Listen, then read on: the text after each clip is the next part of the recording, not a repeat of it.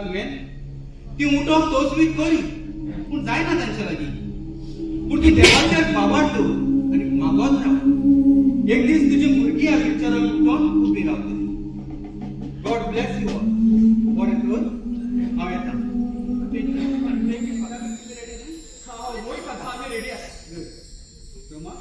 पाचपाल कामाक ताणें आयला फादर भितर जाण फादर कसो आसा? आसा बरो. तूं कसो आसा? चला मागण्याक सुरवात करूया. पावपाचे दिसाचे